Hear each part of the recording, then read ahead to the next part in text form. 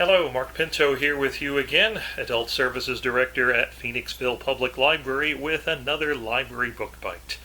A reading from the first pages of a recently published book, newly available in electronic format from the Chester County Library System's Overdrive service.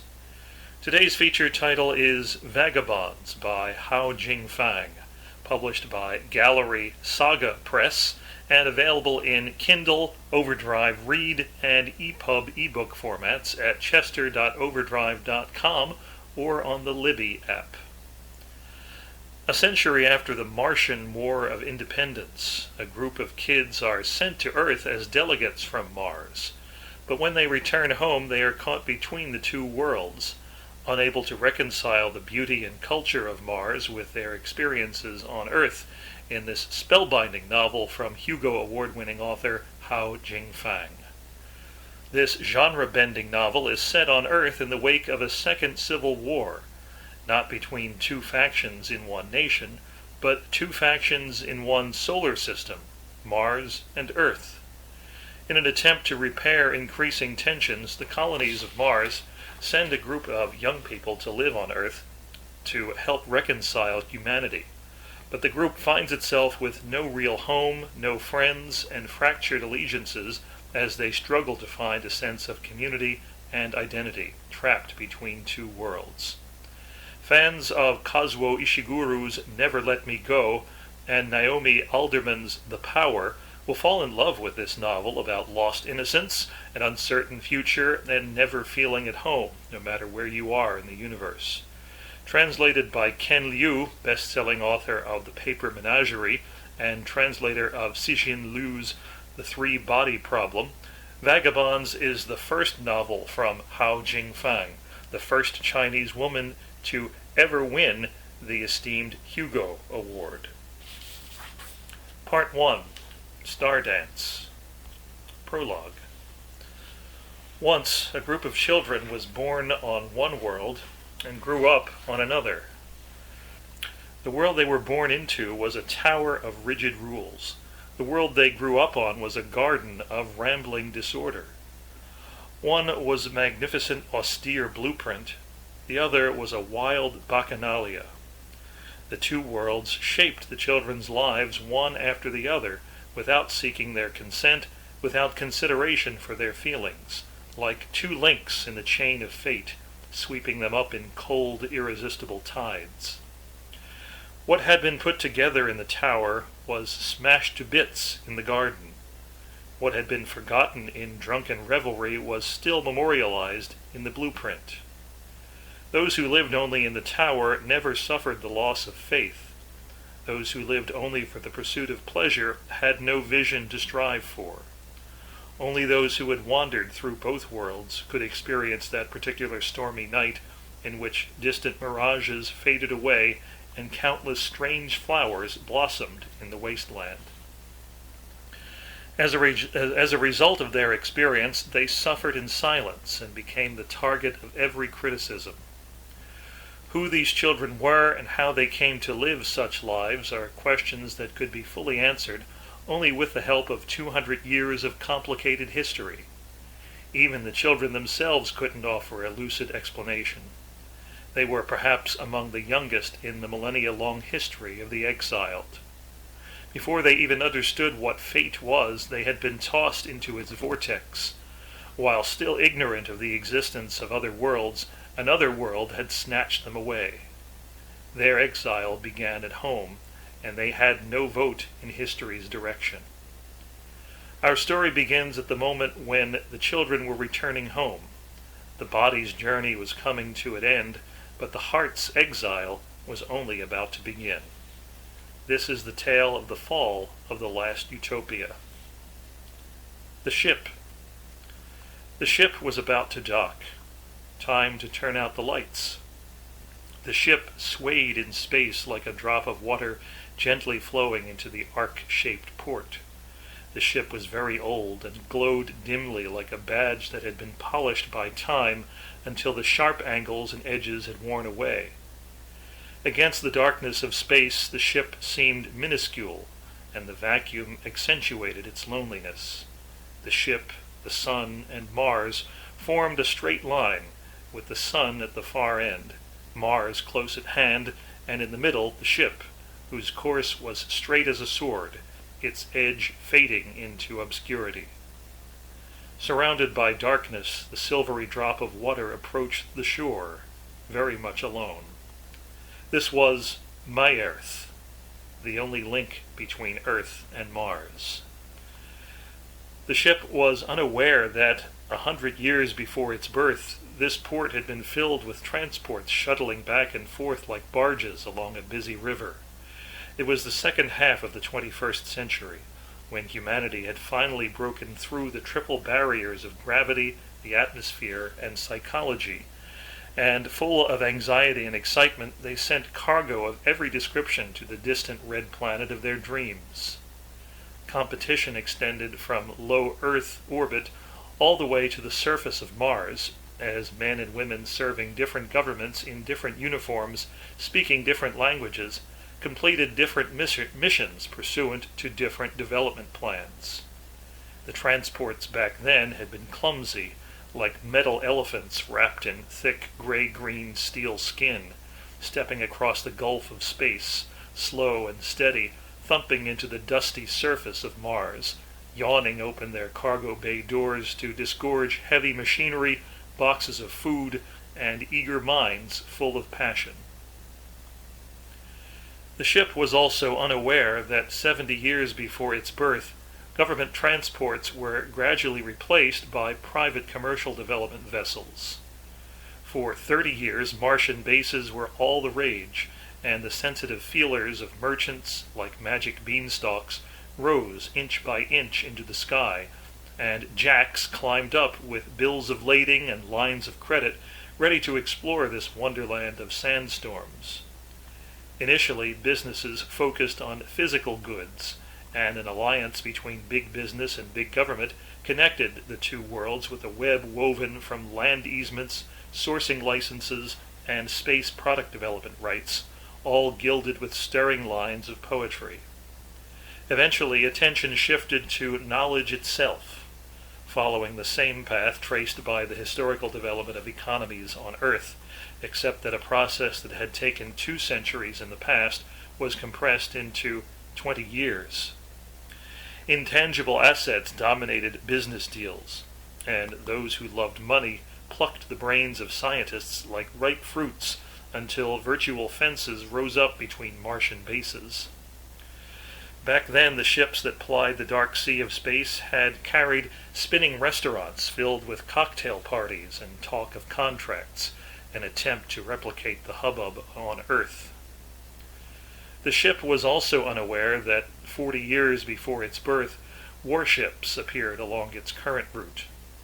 Once the war for Martian independence erupted, there were many causes, the adventurers and engineers of the various Martian bases united to resist their Earth-based overseers. With astronautics and prospecting technology, they sought to overcome money and political power. Warships linked together like Themistocles' wooden wall to repel the invaders, a force as magnificent as the swelling tide and which retreated just as quickly.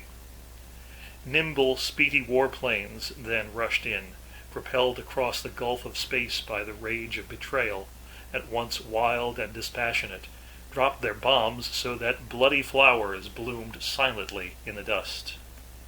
The ship knew none of these things, because by the time it was born, a ceasefire had been in place for 10 years.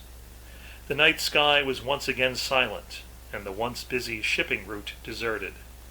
It was born in all-consuming darkness. Assembled from metallic fragments drifting in space, it faced the starry sea alone, shuttling back and forth between 2 planets, plying an ancient trade route that had witnessed both the glory of commerce and the devastation of war. The ship sailed noiselessly across empty space, a single silvery drop traversing distance, traversing vacuum, traversing invisible ramparts, traversing a history deliberately forgotten. 30 years had passed since the ship's birth, and time's lasting tracks adorned its worn shell. The inside of the ship was a maze. Except for the captain, no one understood its true layout. It was a huge ship. Stairways connected multiple decks filled with twisting passages and honeycombed cabins. Large storage compartments scattered around the ship resembled palaces fallen into ruin, their spacious interiors piled with goods and equipment, their dusty corners confessing to an absence of visitors. Narrow passageways connected these palaces with bedrooms and dining halls, and the knotty structure resembled the plot of some particularly complicated novel. Passengers walked on the inside of the cylindrical hull, held there by centrifugal force as the hull spun. The thick central axis was the sky. The ship was full of outdated decorative elements, columns with relief carvings, tiled floors, old-fashioned mirrors hanging on walls, ceilings covered by murals. This was how the ship paid respect to time, commemorated the fact that there had once been a time when humanity was not divided from itself. On this particular journey, the ship carried 3 separate groups of passengers. One was a 50-member delegation from Earth, the second a 50-member delegation from Mars, and the last 20 students from Mars who had been studying on Earth. The 2 official delegations were putting on 2 World's Fairs on 2 planets. After the successful conclusion of the Martian World's Fair on Earth, the first ever Terran World's Fair was about to open on Mars. The 2 delegations brought all kinds of interesting goods to show Earth the wonders of Mars, and vice versa, so that each side could be reminded of the presence of the other. After a long period of mutual isolation, this was how they would get to know each other again. The students, all aged 18, were called the Mercury Group. Having spent the last 5 years living on Earth, they were now on their way home.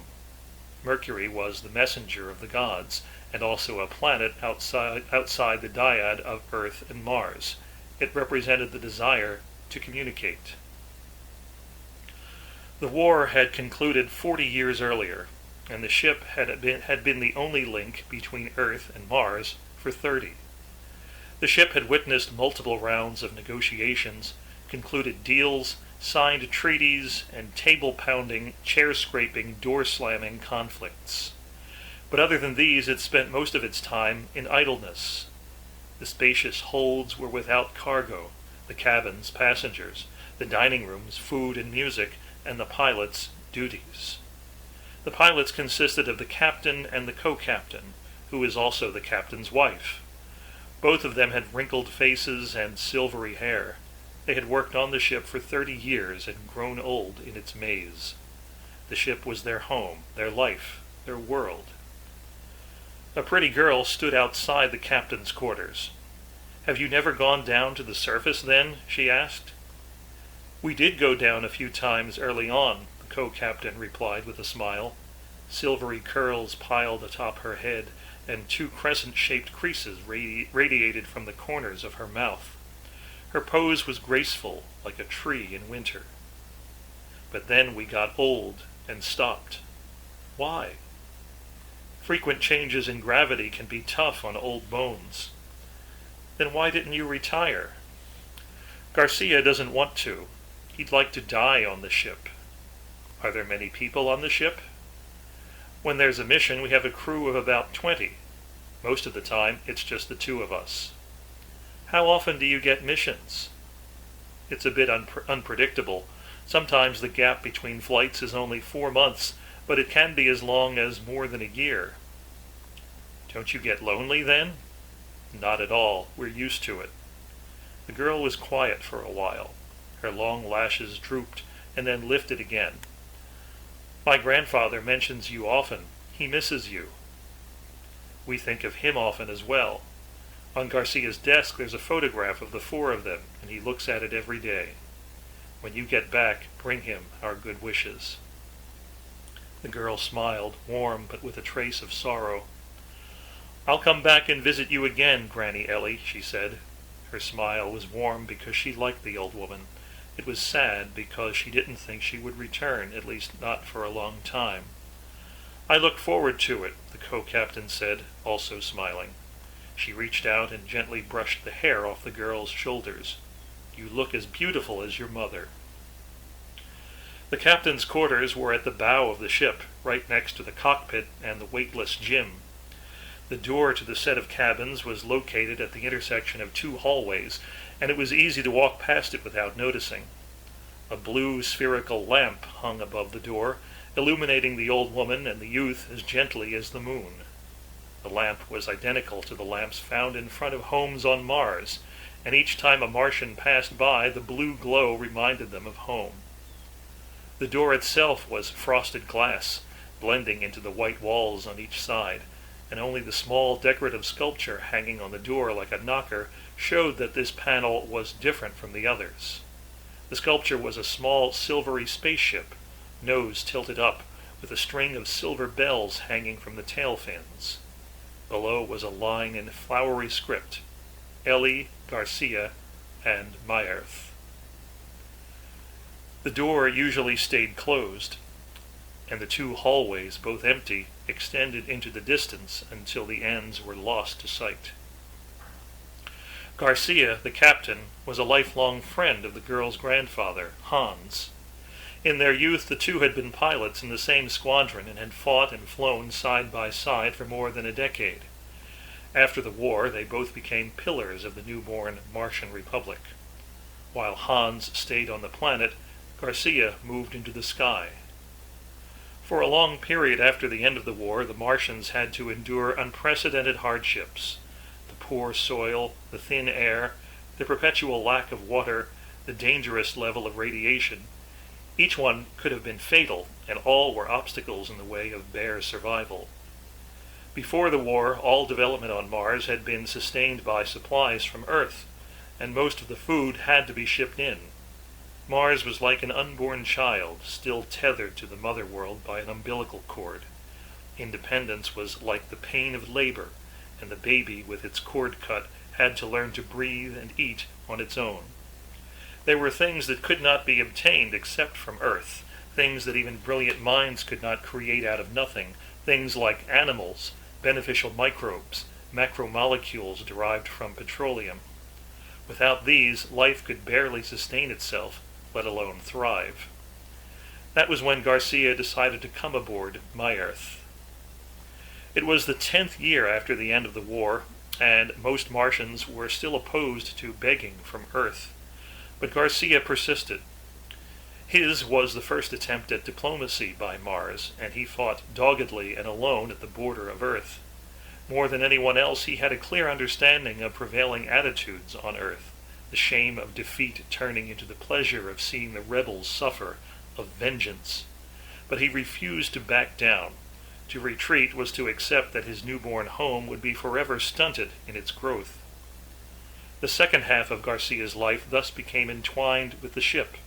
He lived on the ship, sending message after message to Earth. He pleaded, insisted, threatened, enticed. He offered technologies invented on Mars for the necessities of life. For 30 years he did not return to the surface of his home planet. He was the entirety of the Martian diplomatic corps. He was responsible for the first deal between the two worlds, the first interchange delegations, the first world's fairs, the first interplanetary students. Garcia and the captain became synonyms. His name and his position could no longer be distinguished like flesh and blood. Ellie, Garcia, and Myerth. After saying their goodbyes, the girl turned away and was about to head off when Ellie called to her. "Oh, I almost forgot. Garcia would like you to bring a message to your grandfather." The girl waited. Sometimes the fight over the treasure is more important than the treasure itself. The girl pondered the cryptic message. Her lips parted as though she wanted to ask a question, but she stopped herself. She knew that the captain's message had to do with diplomacy, but she wasn't likely to understand the meaning behind such sensitive political matters. She nodded, assured Ellie that she would pass the message on, and left. She kept her legs straight, the tips of her toes pointing slightly outward, and glided away, as light and graceful as a striding crane, a dragonfly dipping over a pond, or a dustless breeze. Ellie watched until the girl had disappeared before entering her quarters and shutting the door, the tinkling of the bells on the door lingering in the empty corridors. She looked around the dark cabin and sighed. Garcia was already asleep. He was growing more frail with each passing day, and he had been so exhausted from the earlier conversation that he had to climb into bed right after. She didn't know how many more days he would last at his post, nor, for that matter, how many more days she herself would last. She knew only that at the long-ago moment when the two of them had set foot on this ship, she had already foreseen this day. The two of them had always been prepared to grow old here and die here. As long as they breathed, they would ply the space between Earth and Mars. The girl who had just left was called Luoying. She was a member of the Mercury group, and her specialty was dance. You can read more of this title at chester.overdrive.com or on the Libby app. And that's today's Library Book Bite. I'm Mark Pinto. Thanks again for listening.